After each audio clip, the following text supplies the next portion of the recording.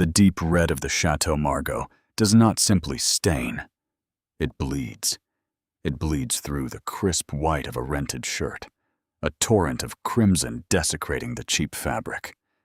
Tristan Langford's champagne flute, now empty, dangles from his manicured fingers like a spent weapon.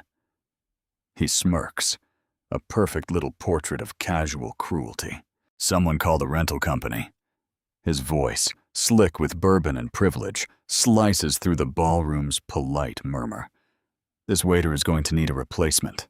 The room does not gasp. It erupts. 100 tiny explosions of light as cell phones are raised, their lenses hungry vultures circling a fresh kill. The flashes are like machine gun fire, each one a small caliber bullet of humiliation. And in the center of it all stands Soren Blackwell, motionless. The wine is cold against his skin, but the shame, oh, the shame, is a furnace. It is a white-hot inferno threatening to burn him down to the bone. He is a statue carved from mortification, a monument to one man's arrogance. Then the patriarch approaches.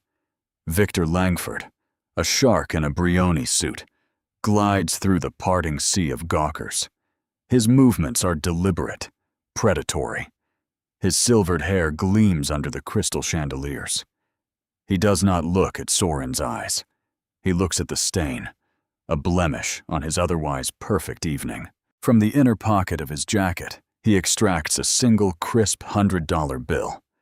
The gesture is slow, theatrical, for the benefit of the surrounding cameras. He does not hand it to Soren. He tucks it with 2 fingers into the breast pocket of Soren's ruined jacket. Then he pats his cheek.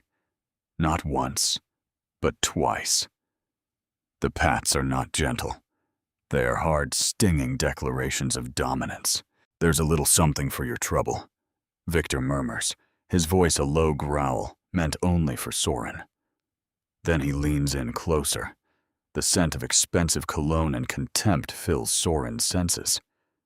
Know your place. They do not know. That is the beautiful, terrible secret blooming like a poison flower in the pit of Soren's stomach. They think he is staff, a nobody, an invisible cog in the great machine that serves their whims.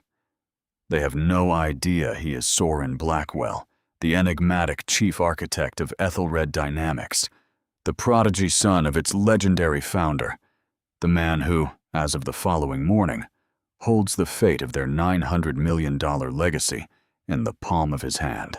Oh, Soren will not create a scene tonight. He would not dream of it. Tonight, he will play the part of the humiliated waiter. He will absorb their mockery, their condescension, their casual cruelty. He will let it soak into him, just like the wine. Because tomorrow, he will not be orchestrating a scene. He will be orchestrating their complete and utter downfall. Earlier that evening, the reflection staring back at Soren Blackwell from his apartment mirror is a stranger in a rented tuxedo. The bow tie feels like a noose, a symbol of the suffocating world he is about to enter. His fingers, usually steady enough to design the most complex neural lattice processors the world has ever seen, tremble slightly. It is not the unfamiliar clothing that unnerves him. It is the crushing weight of what tonight represents. This gala at the Chicago Museum of Contemporary Art is his first official appearance as the face of Ethelred's future. His phone buzzes on the marble countertop, a sharp, intrusive sound in the quiet apartment. The screen flashes with a call from Tokyo. His father's voice, crisp and clear from across the world, cuts straight to the point. The Langfords will be in attendance, I know, Soren says, his voice betraying a tightness he did not intend. I've reviewed the materials on Langford Industries. This isn't about their fourth quarter earnings report, Soren, his father replies, the usual boardroom baritone softening into something more paternal. Their investment is the key to our European expansion. They're old money. They operate on a different set of principles. I'm aware. No, you're not. Not really. Alaric Blackwell insists. They don't respect potential. They respect power. They will test you. They will look for weakness. Remember the first lesson I ever taught you. Soren looks at his own reflection, at the eyes so like his father's. Character is the only true currency, he recites, the words a familiar creed. Exactly, his father's voice affirms. Trust your gut. This partnership is your decision. Your name is on the line now, not just mine. The call ends, leaving a profound silence in its wake. Soren gazes at the man in the mirror. Despite building a multi-billion-dollar empire from nothing, Alaric Blackwell had raised his son with a deliberate, almost aggressive humility. There was no trust fund, no silver spoon. Soren's path at Ethelred was forged not by nepotism, but by merit. He started as a junior coder in the basement, pulling long shifts, fueled by lukewarm coffee and an obsessive drive to perfect the neural lattice that would eventually become the company's crown jewel. He earned his ascent, rung by painful rung. Now he is stepping into the light as the Chief Innovation Officer. And it feels less like a coronation and more like a trial by fire. Arriving at the gala is like stepping into another universe. The museum's grand hall has been transformed into a grotesque monument to excess. Crystal chandeliers, each the size of a small car, drip light onto tables laden with gold flatware and champagne that flows with the thoughtless abundance of tap water. And there, at the epicenter of this swirling vortex of wealth, the Langford family holds court. Victor, the patriarch, stands flanked by his two heirs, Tristan and Vivian. They are a trinity of casual disdain, their whispers carried just far enough to be heard, their laughter a sharp counterpoint to the string quartet playing softly in the corner. They are not just attending the party, they are the party. As Soren approaches, intending to make the introductions his father expects, a wall of muscle in a black suit materializes before him. Staff entrance is in the back, the security guard grunts, his eyes sweeping over Soren's rented tuxedo with undisguised contempt. I'm a guest, Soren says, the words feeling foreign in his mouth. He produces the heavy cream-colored invitation. The guard scrutinizes it as if it might be a forgery before grunting again and stepping aside. Soren closes the distance to the Langford circle. Victor's eyes flick toward him, a brief dismissive glance, before he leans in and whispers something to Tristan. Both of them chuckle, a shared cruel amusement. New money, Victor mutters, his voice just loud enough to be a deliberate insult. The standards for these things really have plummeted. The barb lands precisely as intended. Soren feels a hot flush creep up his neck. He retreats, not out of fear, but out of a sudden cold clarity. He will observe. He will learn. He watches from a distance as Tristan viciously berates a young waiter, his voice a low hiss of anger over the champagne's temperature being 2 degrees too warm. The boy, no older than 19, stammers apologies, his face pale with fear. He sees Vivian, a vision in couture, accidentally trip a busboy, sending a tray of dirty dishes clattering to the polished marble floor. She does not apologize. She laughs, a tinkling, carefree sound as the staff scrambles to clean up her mess. The employees move through the gala with the tight, forced smiles and fearful eyes of prey animals who know they are surrounded by predators. The Langfords are mocking a nobody tonight, a ghost in a rented suit, blissfully unaware that this same nobody will hold their billion-dollar fate in his hands the next day. And as Soren watches their casual cruelty, a decision begins to crystallize in his mind, hard and clear as a diamond. The gala transitions to its fundraising phase.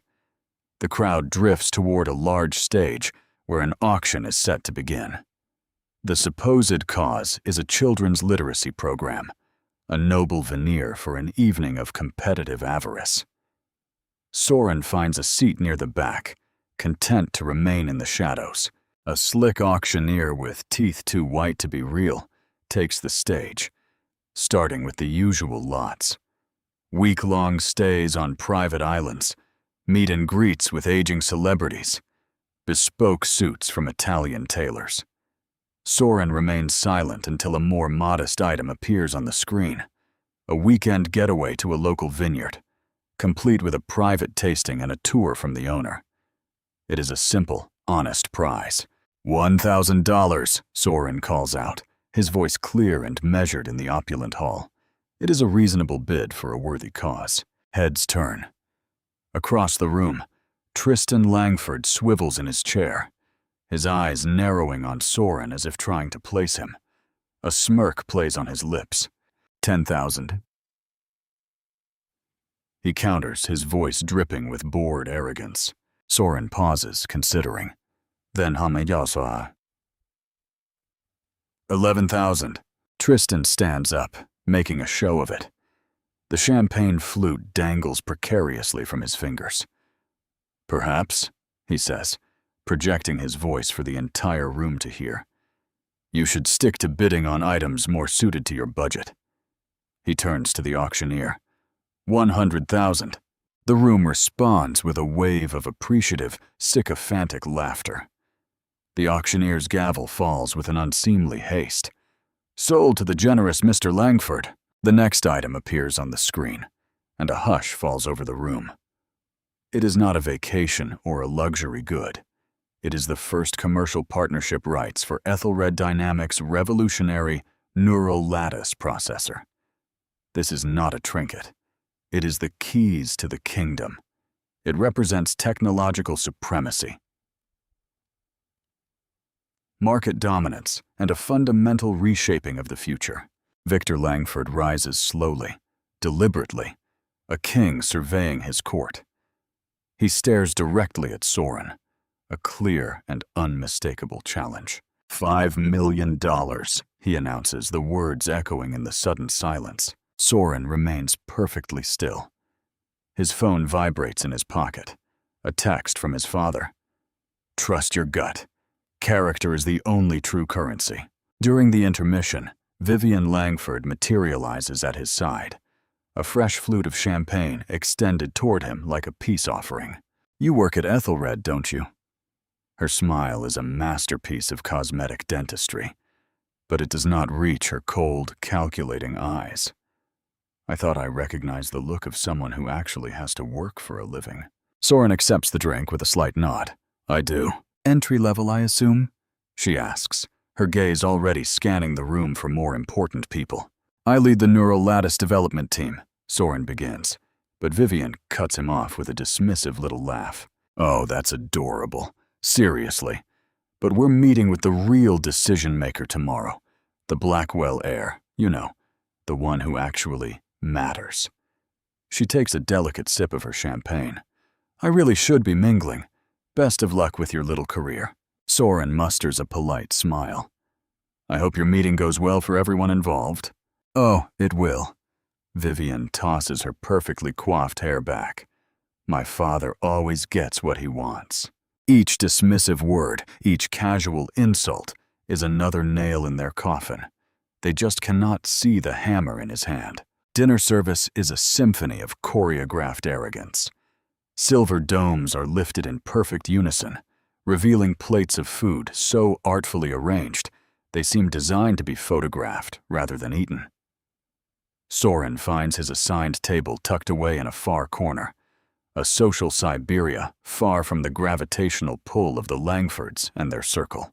As he navigates between tables, Tristan intercepts him, a glass of red wine swirling dangerously in his hand. Their shoulders brush. It is a small, almost imperceptible contact, but the result is immediate and catastrophic. The move is executed with a practiced, almost surgical precision. The deep red liquid cascades down the front of Soren's chest. The white shirt beneath his jacket blossoms into a grotesque crimson flower. Conversation halts. A ripple of silence spreads outward from their point of impact. Every eye in the ballroom turns to them. Someone call the rental company. Tristan's voice booms, laced with theatrical dismay. This waiter is going to need a replacement. A few hesitant titters of laughter start, then build into a wave as the crowd realizes the victim of this spectacle has no social capital to defend. There will be no repercussions for their amusement. Phones come out again. The flashbulbs feel like tiny hot needles against Soren's skin. He stands frozen, the cold, sticky liquid seeping through the layers of fabric, a physical manifestation of his public humiliation.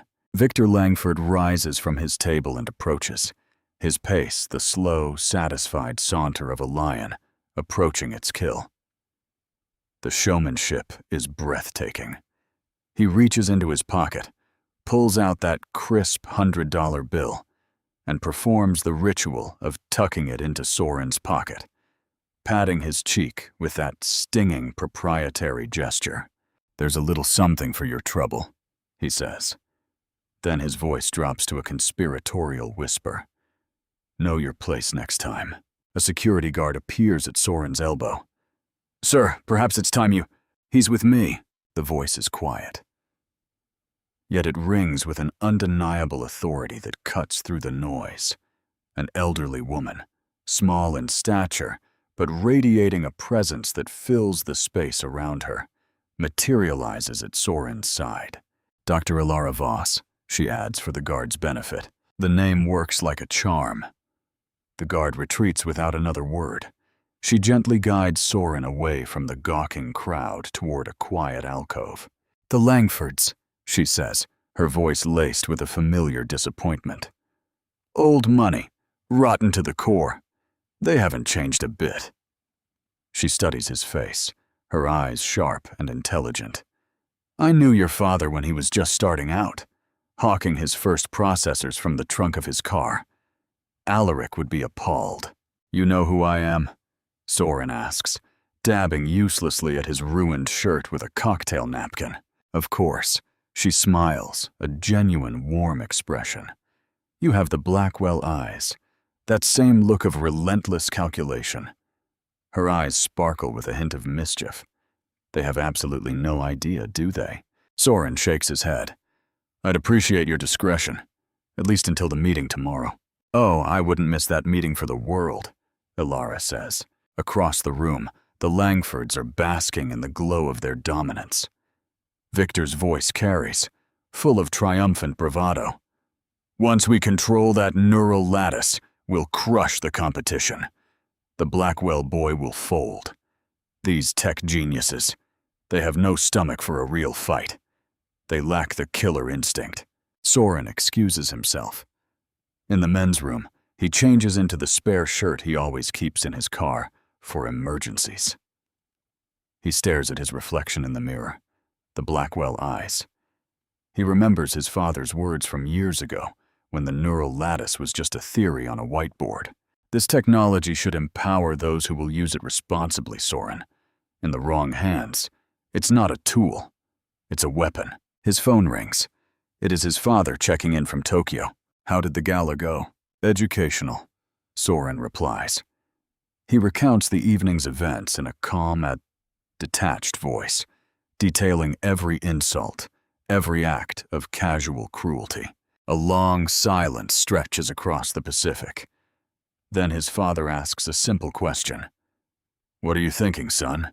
"I'm thinking," Soren says, his voice now firm, devoid of any trace of the humiliation he felt just minutes before, "that we need to fundamentally reconsider the kind of people we partner with."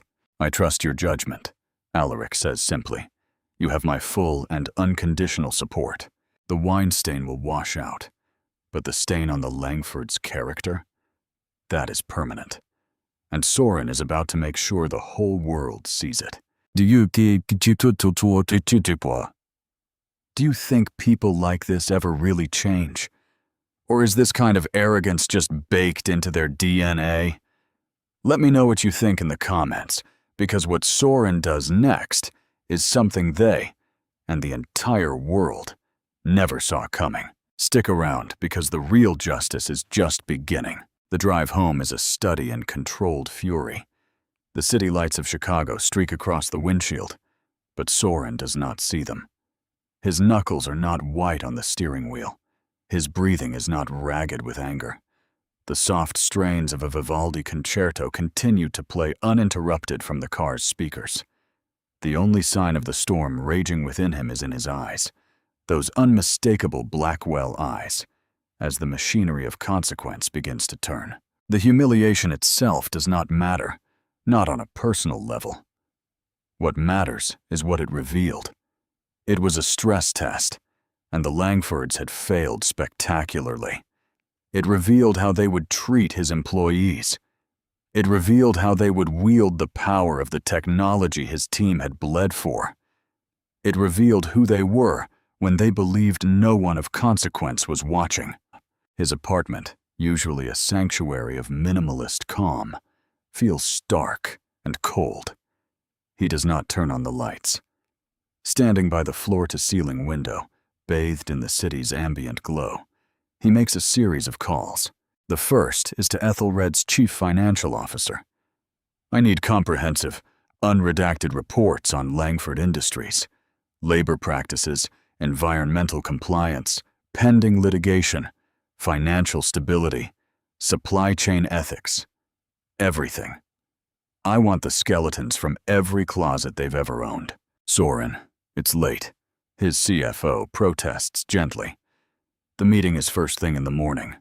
It's the most important meeting in this company's history, which is precisely why I need those reports now, Soren counters, his voice leaving no room for argument. The encrypted files arrive within the hour. Soren sits in the dark, the light from his tablet illuminating his face. He scrolls and scrolls, documented evidence of corners cut, safety violations at their manufacturing plants deliberately hidden from regulators, non-disclosure agreements silencing injured employees, a pattern of predatory acquisitions designed to bankrupt smaller competitors, whistleblowers systematically discredited and destroyed. Each swipe of his finger reveals another layer of rot beneath the polished Langford facade. His second call is to the head of his legal team, waking her from a dead sleep. Prepare 2 versions of the Langford Partnership Agreement. The first are standard terms. The second, I want you to draft as a hostile takeover disguised as a partnership. I want clauses giving us unilateral oversight of their board, mandatory ethics restructuring from the top down, and personal liability for Victor Langford for any past or future compliance violations. I want it to be the most insulting, unenable high contract you've ever written. Are we anticipating a problem, Soren? The lawyer asks, the sleepiness gone from her voice. I'm ensuring we are prepared for every possible contingency, he replies. His final call is back to Tokyo. His father listens without interruption as Soren details the contents of the reports, the long and sordid history of exploitation and corruption. They showed you who they are, Alaric says finally, his voice heavy. Believe them. I do, Soren confirms. Their empire isn't built on innovation. It's built on intimidation. As my successor, this decision is yours, and yours alone, his father reminds him. Whatever you choose, the board and I will back you completely. Across the city, in a sprawling Gold Coast mansion that resembles a private museum, the Langfords celebrate. Crystal tumblers of scotch clink as Victor toasts his children. The Ethelred deal is as good as signed, he announces, his voice thick with satisfaction. Their founder is off playing the humble visionary in Japan, leaving his inexperienced son to handle the final negotiations. A perfect setup. That little waiter we humiliated. Tristan laughs, swirling the amber liquid in his glass. That was a classic power move, Dad. A masterclass. Victor nods, a proud smile on his face. It's a perfect example of why people like us remain on top. Power isn't about competence. It's about confidence and fear. He scrolls through his phone, showing his son the photos of the wine-soaked Soren, that are already making the rounds on certain gossip blogs. I sent these to our PR team. We'll leak them to a wider audience after the contract is signed. A little public reminder of the natural hierarchy of things. Vivian sips her scotch, a predatory gleam in her eyes. Tomorrow we meet the Blackwell heir, wrap him around our little finger, and add another trophy to the family collection. Back in his downtown apartment, Soren Blackwell stands at his window, looking out at the glittering Chicago skyline. In the distance, the Langford Tower dominates the horizon, a monument of glass and steel built on a foundation of human misery. His decision is no longer a choice, it is a moral imperative. The Langfords will never be allowed to touch his family's technology. They will never be allowed to impose their toxic culture on his people. By sunrise, Soren Blackwell holds all the cards. By sunset, the Langfords will not even be in the game. The Ethelred Dynamics spire gleams in the morning sun. 60 stories of curved glass, reflecting a city awakening to a day that will change everything. Soren arrives early, 2 hours before the meeting, dressed in a bespoke suit that feels like armor. Today is not about humility. The executive team is assembled in the top-floor conference room. The air is thick with tension. The CFO looks at the 2 identical unmarked folders placed at the head of the table where Victor Langford will sit. Soren, I don't understand the purpose of the second contract. It's inflammatory. It's insurance, Soren says, adjusting the small silver Ethelred pin on his lapel. The first folder offers a partnership. The second offers a mirror. He glances out the panoramic window. 3 black Escalades pull silently into the reserved parking spaces below. The Langfords have arrived a short while early. It is a classic power play meant to show they control the schedule, meant to unbalance their opponent. Soren smiles, a thin, cold expression. Let them wait in reception, he says to his assistant over the intercom, for a precise short period, then send them up. Down in the lobby, the Langfords make their entrance like conquering heroes. Victor's handmade Italian shoes click with authority on the marble floor. Vivienne's perfume precedes her by a full 10 seconds. Tristan is already scrolling through his phone, chuckling at the online comments about the clumsy waiter. Coffee? Victor barks at the receptionist, not bothering to make eye contact. When she returns with a steaming cup, he takes 1 sip and grimaces. Is this instant? Get me a proper espresso. The director of innovation will be with you shortly, she replies, her professional smile a mask of stone. I bet he makes us wait on purpose, Vivian sighs, examining her flawless manicure. These tech nerds, they always have to play these pathetic little power games to compensate for their complete lack of social graces. Did you see this? Tristan turns his phone toward his father, showing him a meme that places Soren's wine-stained photo next to a picture of a crying child.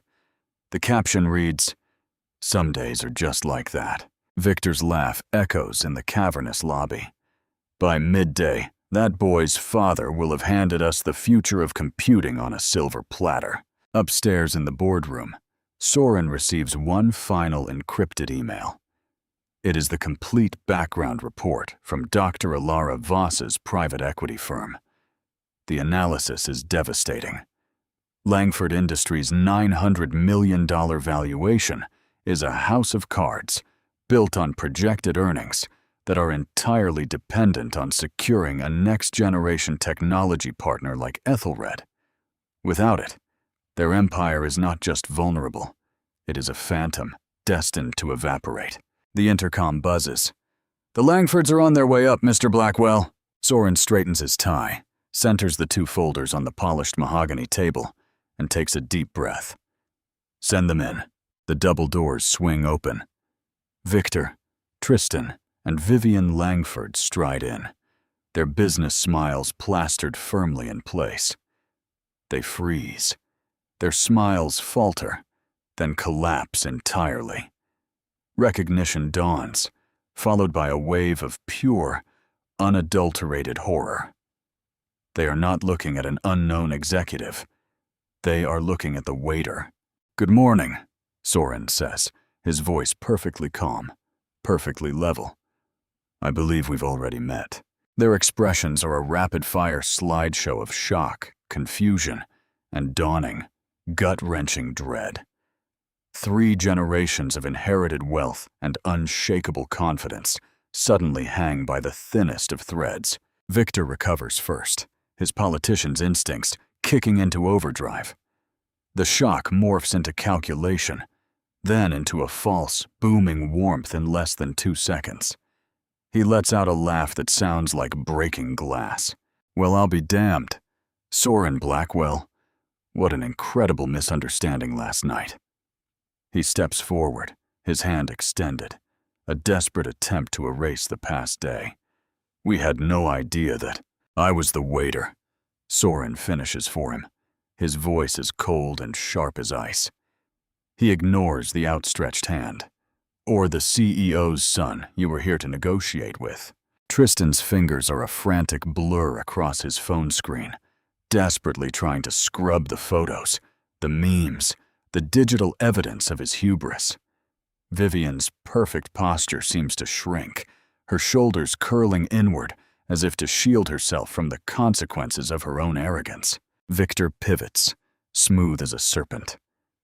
"Your humility is truly remarkable, young man. Most heirs would have announced themselves the moment they walked in the door." He slides into a chair without waiting for an invitation, attempting to seize control of the room. "That's exactly the kind of quiet confidence we respect at Langford Industries. Your father must be immensely proud." Soren does not acknowledge the flattery. He activates the massive screen on the wall behind him. Complex schematics, market projections, and implementation timelines fill the screen. For the next 20 minutes, he presents the neural lattice processor technology with the clinical precision of a surgeon. He details its quantum-inspired architecture, its revolutionary energy efficiency, its market-shattering potential. "Our technology," Soren concludes, "represents a complete paradigm shift. The companies that implement it will dominate their respective sectors for the next decade. Those who are left behind will simply cease to be relevant." The Langfords lean forward in perfect, synchronized hunger. Their earlier discomfort is forgotten, replaced by raw, predatory instinct. Victor sees profit margins. Vivian sees social currency. Tristan sees a weapon to crush their rivals. "We are prepared to offer an exclusive partnership for the first 2 years," Soren continues, sliding the first folder across the vast table toward Victor. "All the standard terms and conditions are outlined within." While Victor devours the contract, Vivian attempts her own brand of damage control. "I have always been such an admirer of the Blackwell family's vision," she purrs, her voice dripping with manufactured sincerity. "Your father's story is the stuff of legend, and now, your innovations." She trails off, seeing that her words are having no effect on Soren's impassive expression. Victor looks up from the contract, his face beaming. "These terms are more than acceptable. Where do we sign?" "Before we do," Soren interjects, his voice stopping Victor's hand in midair, "I'd like to discuss a few items from our due diligence." He pulls out a second file, a thick dossier filled with documented reports of Langford's labor violations, their environmental negligence, their history of predatory business practices. "This," he says, tapping the file, "gives me pause." The temperature in the room plummets. Victor's smile hardens into a rictus. Those are merely the standard practices of a competitive global enterprise. He dismisses with a wave of his hand. "The unfortunate but necessary cost of doing business in today's market." "I understand," Soren replies, "and that information certainly helps clarify our decision." He reaches across the table, takes back the first folder containing the partnership offer, and slides the second one in its place. "This is our revised offer. It is not an offer. It is an execution order disguised in legal language." As Victor scans the new document, the professional mask melts away. His face mottles, a tide of red creeping up from his collar. A vein in his temple begins to pulse, a visible, angry rhythm. "This is an outrage!" he finally explodes, slamming the contract down on the table. "These terms, they would give you operational oversight, mandatory ethics training for our entire executive team, a complete restructuring of our board. This is a declaration of war. Those are our conditions for any potential partnership," Soren states, his voice maddeningly calm against the rising storm of Victor's fury. "My father and our board fully support this position."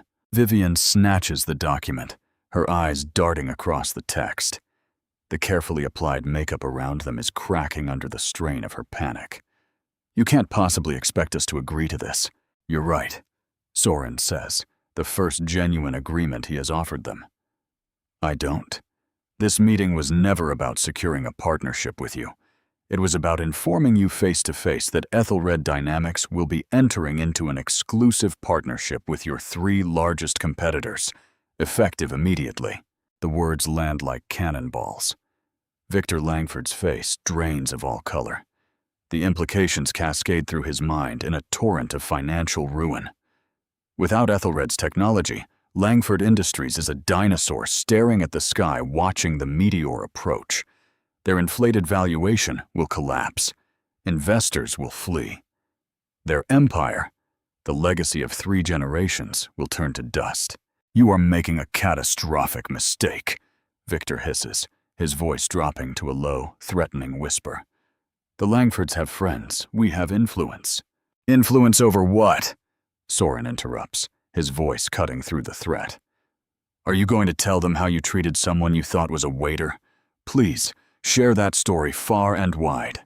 Tristan, silent until now, slams his fist on the polished table. "This is personal. You're destroying a billion-dollar company over a spilled glass of wine."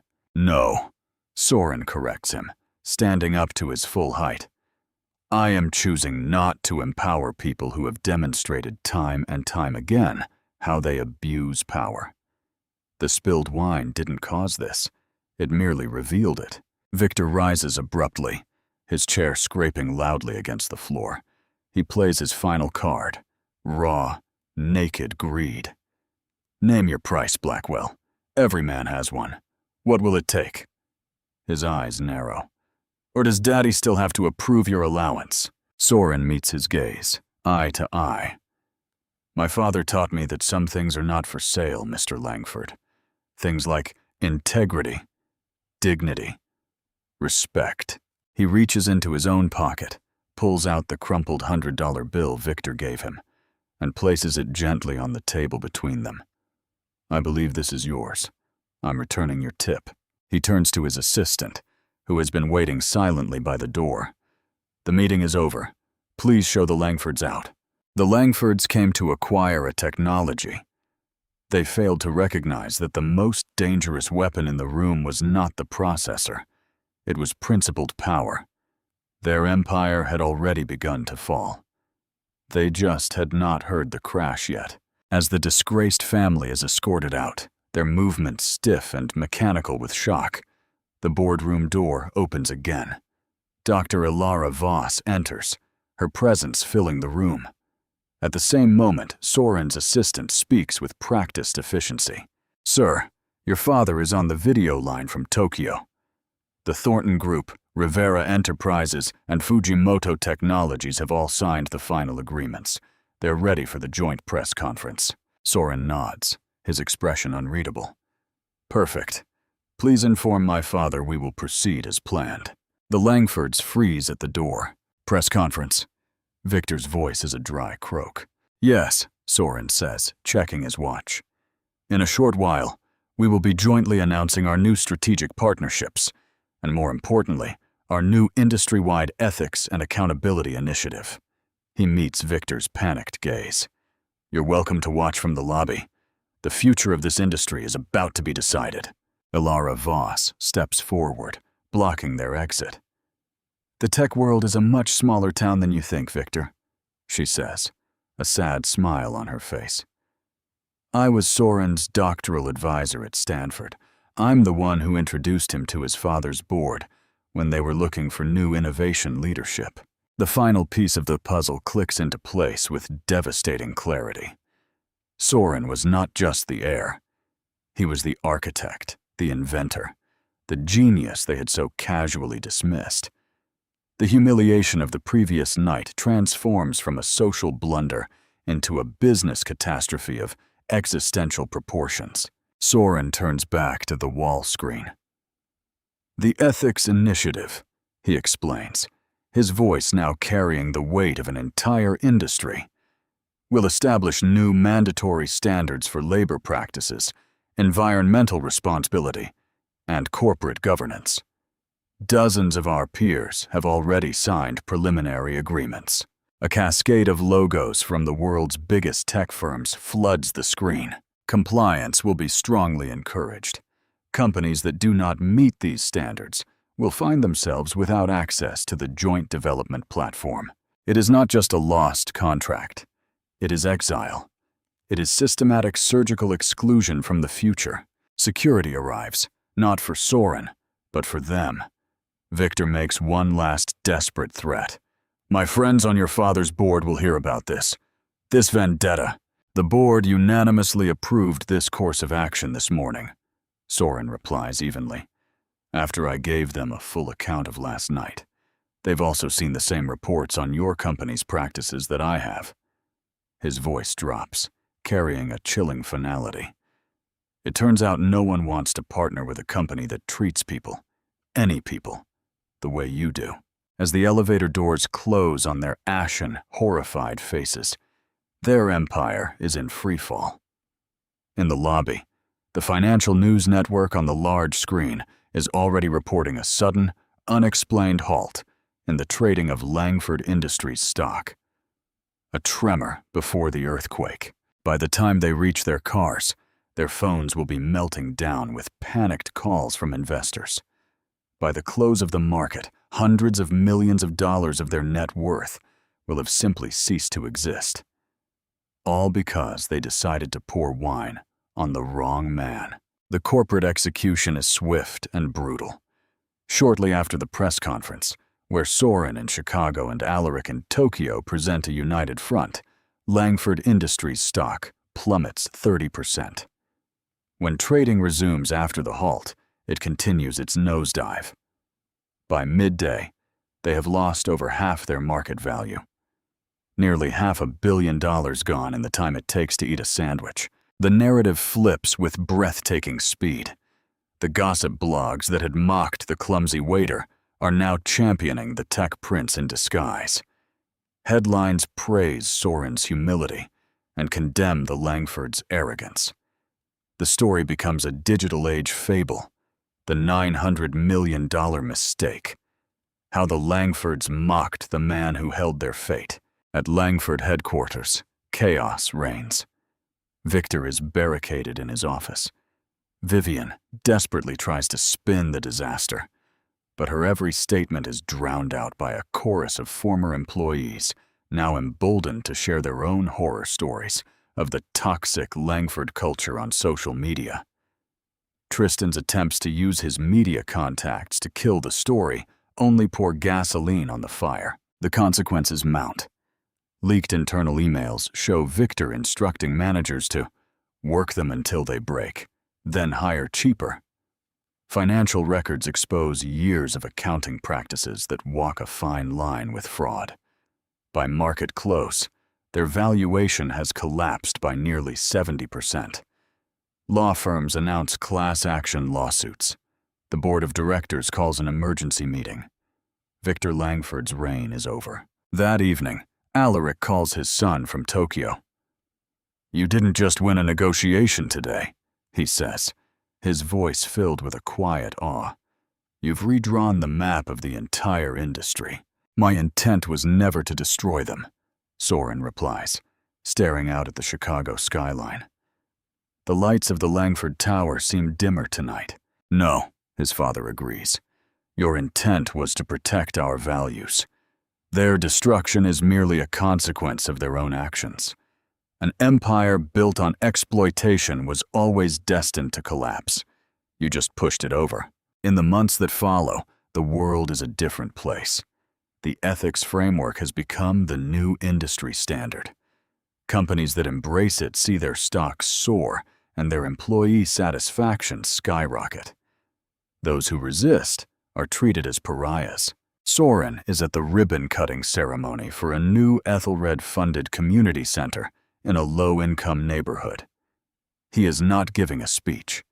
He is serving coffee alongside the volunteers. One of them is the young waiter Tristan had berated at the gala. He is now attending Northwestern on a full scholarship from Ethelred's new Service to Leadership program. The business blogs still call it the waiter's revenge, the student says, handing Soren a cup. Do you ever regret how it all went down? Soren looks around at the bustling community center, at the children learning to code on new computers, at the hope in the room. I don't celebrate their downfall, he says thoughtfully. I celebrate the system becoming more just. There's a difference. Later that day, he has an unexpected visitor. Vivian Langford. She is transformed. The designer clothes are gone, replaced by a simple professional dress. The arrogance is gone, replaced by a deep, weary humility. She explains that her father is a bitter recluse, and her brother is hiding from his infamy in Europe. But she stayed.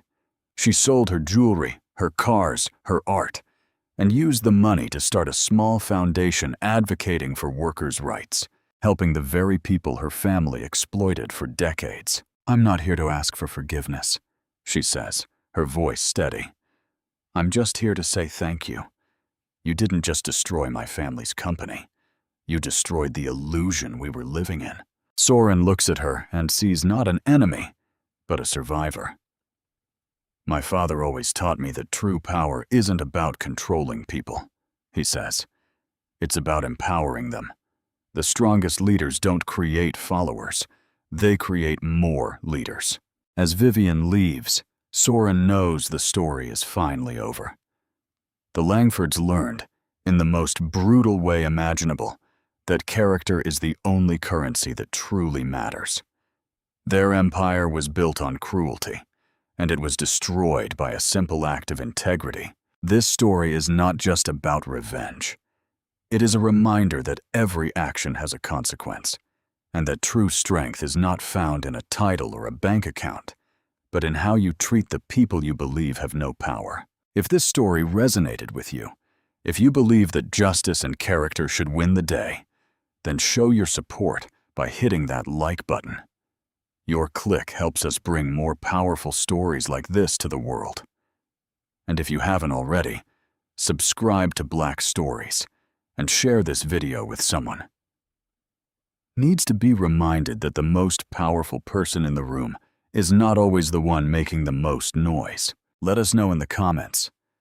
What do you think is the ultimate form of justice? Thank you for watching.